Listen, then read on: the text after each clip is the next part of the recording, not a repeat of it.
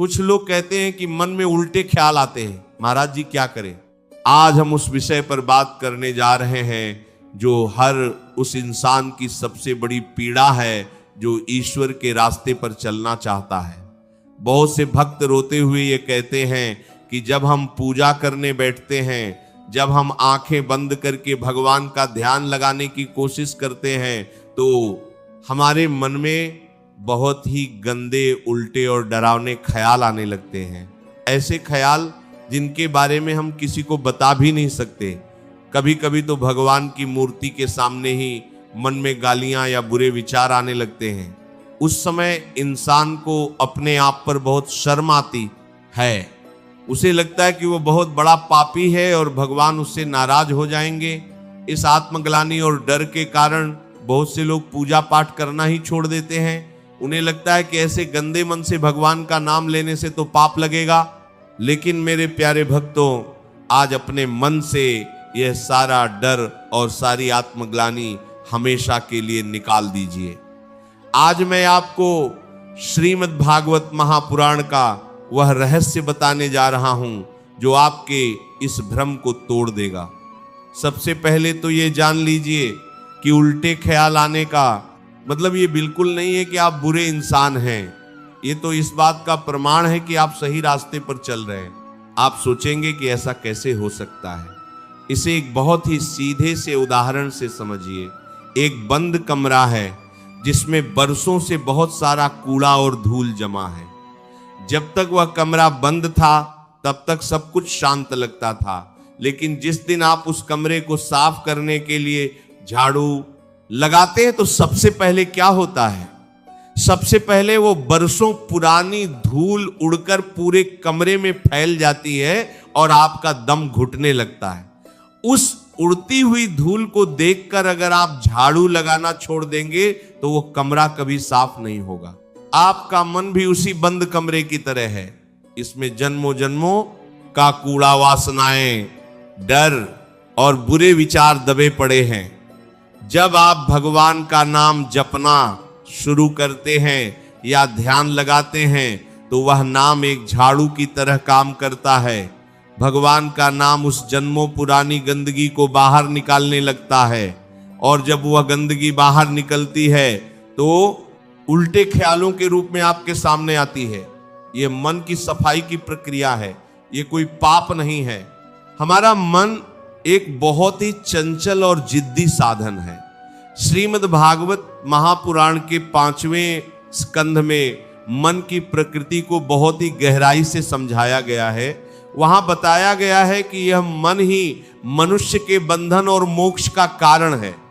अगर इस मन को खुला छोड़ दिया जाए तो यह इंसान को नरक में ले जाता है और अगर इसे वश में कर लिया जाए तो यह साक्षात ईश्वर से मिला देता है। मैं आपको श्रीमद् भागवत महापुराण की एक अत्यंत पावन और आंखें खोल देने वाली कथा सुनाता हूं। यह कथा आपको बताएगी कि यह मन कितना शक्तिशाली है और कैसे यह बड़े बड़े तपस्वियों को भी अपने ख्यालों के जाल में फंसाकर उनका रास्ता भटका देता है। ये कथा है भरत महाराज की, जिनके नाम पर हमारे देश का नाम भारतवर्ष पड़ा है। महाराज भरत बहुत ही प्रतापी और धर्मपरायण राजा थे। उन्होंने पूरी पृथ्वी पर राज किया, लेकिन जब वे युवावस्था को पार कर गए तो उन्हें संसार से विरक्ति हो गई। उन्होंने अपना सारा राजपाट, धन दौलत और अपना परिवार त्याग दिया। वे सब कुछ छोड़कर गंडकी नदी के तट पर पुलह आश्रम में जाकर घोर तपस्या करने लगे। भरत जी का जीवन बहुत ही पवित्र हो गया था। वे दिन रात केवल भगवान नारायण का ध्यान करते थे। उनकी तपस्या इतनी कठोर थी कि देवताओं को भी आश्चर्य होता था। उनका मन धीरे धीरे शांत होने लगा था और वे ईश्वर के बहुत करीब पहुंच गए थे। एक दिन भरत जी नदी में स्नान कर रहे थे और जल हाथ में लेकर सूर्य को अर्घ्य दे रहे थे। उसी समय वहां एक गर्भवती हिरणी पानी पीने आई। अचानक जंगल में एक शेर ने बहुत जोर से दहाड़ मारी। शेर की उस भयानक दहाड़ को सुनकर वह हिरणी बहुत डर गई। अपनी जान बचाने के लिए उसने नदी के आर पार छलांग लगा दी। डर और छलांग के झटके के कारण उस हिरणी का गर्भ नदी के पानी में ही गिर गया। वह हिरणी नदी के उस पार एक गुफा में जाकर गिर पड़ी और डर के मारे उसने अपने प्राण त्याग दिए। नदी की तेज धार में वह छोटा सा हिरण का बच्चा बहने लगा। भरत जी ये सब देख रहे थे। उनके हृदय में बहुत करुणा उत्पन्न हुई। उन्होंने सोचा कि इस छोटे से बच्चे का इस दुनिया में कोई नहीं है। अगर मैंने इसे नहीं बचाया तो ये पानी में डूबकर मर जाएगा। भरत जी ने तुरंत नदी में छलांग लगाई और उस बच्चे को पानी से बाहर निकाल लाए। वे उसे अपने आश्रम में ले आए और उसकी देखभाल करने लगे। यहां तक तो सब कुछ ठीक था। किसी जीव पर दया करना कोई पाप नहीं है। लेकिन इसके बाद भरत जी के मन ने उनके साथ एक बहुत बड़ा खेल खेला। भरत जी जो दिन रात केवल नारायण का ध्यान करते थे, अब उनका सारा ध्यान उस हिरण के बच्चे पर केंद्रित हो गया। वे जब ध्यान में बैठते तो उनके मन में ख्याल आता कि कहीं उस बच्चे को भूख तो नहीं लगी होगी, कहीं कोई जंगली कुत्ता उसे खा तो नहीं गया होगा। वे अपनी पूजा बीच में छोड़कर उस बच्चे को देखने भागते। जब वह बच्चा आश्रम में नहीं दिखता तो वे पागलों की तरह उसे जंगल में ढूंढने लगते। उनका मन पूरी तरह से उस हिरण के ख्यालों में उलझ गया। उनकी तपस्या, उनका वैराग्य और उनका ईश्वर का ध्यान सब कुछ उस एक हिरण के मोह में नष्ट हो गया। भरत जी का मन इतना भटक गया था कि जब उनका अंतिम समय आया, जब उन्हें अपने प्राण त्यागने थे, तब भी उनके मन में केवल वही हिरण का बच्चा घूम रहा था। वे सोच रहे थे कि मेरे मरने के बाद इस बेचारे का क्या होगा। उन्होंने मरते समय भगवान को याद नहीं किया, बल्कि उस हिरण को याद किया। शास्त्रों का नियम है कि इंसान मरते समय जिस चीज का स्मरण करता है उसे अगला जन्म उसी योनि में मिलता है। भरत जी जैसे महान तपस्वी को केवल उनके मन के उल्टे और मोह से भरे ख्यालों के कारण अगले जन्म में एक हिरण बनना पड़ा। उनकी सारी तपस्या एक गलत ख्याल के कारण रुक गई। लेकिन भरत जी के पुण्यों का प्रभाव इतना था कि उन्हें हिरण के जन्म में भी अपने पिछले जन्म की याद रही। वे एक हिरण के शरीर में होने के बावजूद सूखे पत्ते खाते थे और भगवान का चिंतन करते थे। जब उन्होंने हिरण का शरीर त्यागा तो उनका तीसरा जन्म एक श्रेष्ठ ब्राह्मण के घर में हुआ। इस जन्म में उनका नाम जड़ भरत पड़ा। जड़ भरत जी को समझ आ गया था कि यह मन कितना बड़ा धोखेबाज है।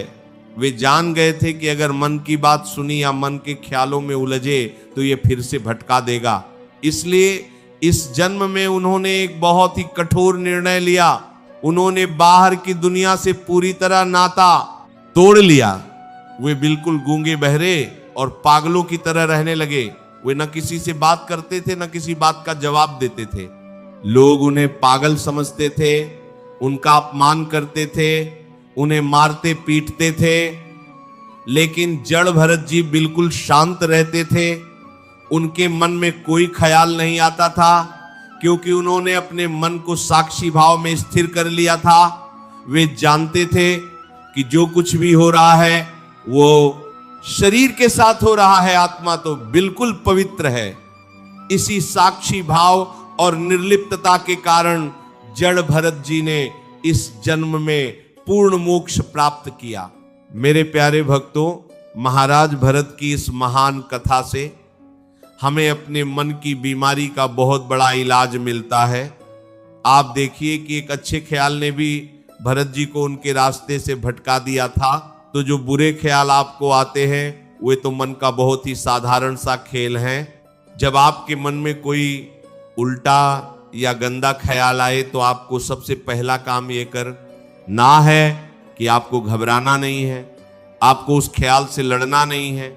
हम सबसे बड़ी गलती यही करते हैं कि जब कोई बुरा विचार आता है तो हम उसे जबरदस्ती रोकने की कोशिश करते हैं। हम सोचते हैं कि हे भगवान, मुझे ऐसा विचार क्यों आ रहा है, मुझे ऐसा नहीं सोचना चाहिए।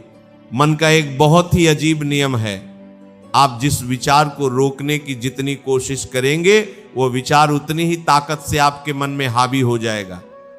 अगर मैं आपसे कहूं कि अगले 1 मिनट तक आपको बंदर के बारे में नहीं सोचना है, तो यकीन मानिए आपके दिमाग में केवल बंदर ही बंदर दिखाई देंगे। आप जिस चीज से भागते हैं, मन उसी चीज को आपके सामने लाकर खड़ा कर देता है। इसलिए उल्टे ख्यालों से लड़ना बंद कर दीजिए। जब कोई गंदा विचार आए तो जड़ भरत की तरह साक्षी बन जाइए। साक्षी बनने का मतलब है कि चुपचाप खड़े होकर तमाशा देखना। जैसे आप किसी सड़क के किनारे खड़े होकर आती जाती गाड़ियों को देखते हैं, आप किसी गाड़ी को रोकने की कोशिश नहीं करते, बस उसे गुजर जाने देते हैं। बिल्कुल वैसे ही जब मन में कोई उल्टा ख्याल आए तो खुद से कहिए कि यह विचार मेरा नहीं है, ये तो बस इस मन रूपी मशीन का काम है। विचार आ रहा है और विचार जा रहा है, मैं ये विचार नहीं हूं, मैं तो एक पवित्र आत्मा हूं जो इस विचार को केवल देख रही है। जब आप विचारों को केवल देखना शुरू कर देते हैं, जब आप उनसे जुड़ना बंद कर देते हैं, तो वे विचार अपनी मौत खुद मर जाते हैं। उनकी कोई अपनी ताकत नहीं होती, आप ही घबराकर उन्हें अपनी ताकत दे देते हैं। एक और बहुत ही गहरा सच जान लीजिए, आपका मन खाली नहीं रह सकता। अगर आप उसमें भगवान का नाम नहीं भरेंगे तो वह दुनिया का कचरा अपने आप भर लेगा। अंधेरे को कमरे से धक्के मारकर बाहर नहीं निकाला जा सकता। अंधेरे को भगाने के लिए सिर्फ एक छोटा सा दीपक जलाना पड़ता है। आपके मन में जो उल्टे ख्याल आते हैं वे वो अंधे राही हैं। उन ख्यालों को बाहर निकालने के लिए उनसे लड़िए मत, बस अपने मुंह से भगवान का नाम जपना शुरू कर दीजिए। जब भी बुरे विचार आए आप अपनी जीभ को काम पर लगा दीजिए, राधे राधे या ओम नमः शिवाय का निरंतर जाप शुरू कर दीजिए। जब जीभ चलने लगेगी तो मन की ऊर्जा उस नाम की तरफ मुड़ जाएगी। शुरुआत में आपका मन बहुत विद्रोह करेगा, वो बार बार आपको गंदे ख्यालों की तरफ खींचेगा, लेकिन आपको हार नहीं माननी है। आप नाम जपते रहिए, चाहे बिना मन के ही सही, लेकिन जुबान से नाम लेते रहिए। धीरे धीरे उस नाम की अग्नि आपके मन के सारे कूड़े को जलाकर राख कर देगी। आत्मग्लानि करना छोड़ दीजिए। भगवान आपके विचारों से आपका न्याय नहीं करते। विचार तो हवा के झोंके हैं जो पुराने कर्मों के अनुसार आते रहते हैं। भगवान आपकी नीयत देखते हैं। वे देखते हैं कि क्या आप उन बुरे विचारों पर अमल कर रहे हैं या आप उनसे बचने के लिए उनका नाम ले रहे हैं। ईश्वर बहुत दयालु हैं। वे जानते हैं कि कलयुग में मनुष्य का मन बहुत मलिन हो चुका है, इसीलिए उन्होंने मोक्ष का सबसे आसान रास्ता नाम जप को ही बताया है। आप बस अपने अभ्यास में लगे रहिए। जब मन भटके तो उसे प्यार से वापस ले आइए, खुद को कोसिए मत। एक दिन ऐसा आएगा जब आपका मन बिल्कुल शांत झील की तरह हो जाएगा, जिसमें केवल परमात्मा की तस्वीर दिखाई देगी। अपनी साधना को बीच में मत छोड़िए। ये मन आपको पूजा से उठाने के लिए ही ये सारे खेल रचता है। अगर आप पूजा से उठ गए तो मन जीत जाएगा और आप हार जाएंगे। मन को जीतने का एक ही उपाय है, निरंतर अभ्यास और ईश्वर के प्रति अटूट विश्वास। भगवान की शरण में रहिए और अपने मन को उनके चरणों में सौंप दीजिए। उम्मीद है आज की ये वीडियो आपके जीवन में एक सकारात्मक बदलाव लाएगी। अगर आपको इस वीडियो से कुछ नया सीखने को मिला या कोई प्रेरणा मिली तो इसे लाइक करके हमारा उत्साह जरूर बढ़ाएं। आपके मन में क्या विचार हैं हमें कमेंट्स में राधे राधे लिखकर जरूर बताएं। आपके हर एक कमेंट से हमें प्रेरणा मिलती है। ऐसी ही और भी ज्ञानवर्धक और मोटिवेशनल वीडियो देखने के लिए चैनल को सब्सक्राइब करें और बेल आइकन को ऑल पर सेट कर दें ताकि आप कोई भी अपडेट मिस ना करें। मिलते हैं अगली वीडियो में। भगवान आपको हमेशा खुश रखें। राधे राधे।